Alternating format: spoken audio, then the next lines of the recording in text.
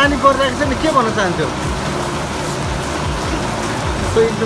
महा बर्खा लागिरहेको छ होइन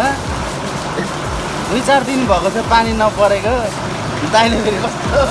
नजिकबाट खिचेको